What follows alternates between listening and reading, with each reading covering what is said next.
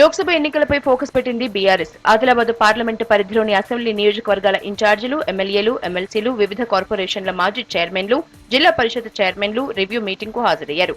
Party అధినేత కేసీఆర్ ఆదేశాలతో working president KTR, ఇతర ముఖ్య నేతలు రివ్యూ మీటింగ్ నిర్వహించారు.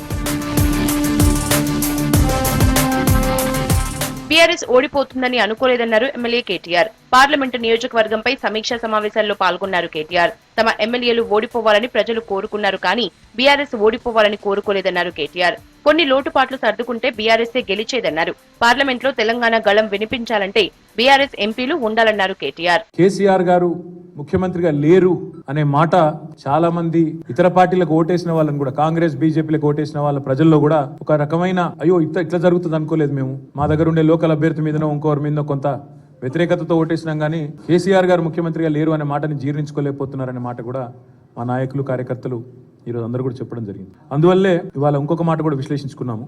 ఒకవైపేమో మాకు సంబంధించి ఏమేమి చిన్న కరెక్షన్స్ చేసుకోవాలి ఆ విషయంలో కూడా మాట్లాడుకున్నాం.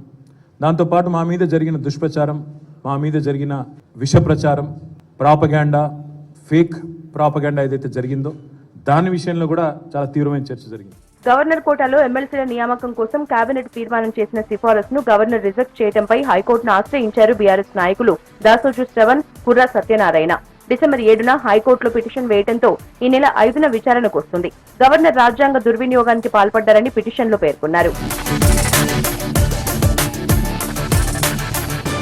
కాంగ్రెస్ మోసపూరిత హామీలపైన కాంగ్రెస్ 420 హామీల పేరుతో బుక్లెట్ విడుదల చేసింది బీఆర్ఎస్. కేవలం ఎన్నికల్లో గెలవటం కోసమే హామీలిచ్చి ఇంకా ఇవ్వకపోవడంతో ఆ హామీలను కాంగ్రెస్ పార్టీకి గుర్తు చేసేలా బుక్లెట్ ను తయారు చేశామన్నారు. కాంగ్రెస్ ఇచ్చింది 6 హామీలు కాదని 420 హామీలు ఇచ్చిందని అన్నారు. కాంగ్రెస్ పార్టీ ఇచ్చింది మొన్న ఎన్నికల్లో 1-2 కాదు, సరిగ్గా 420 వాగ్దానాలు.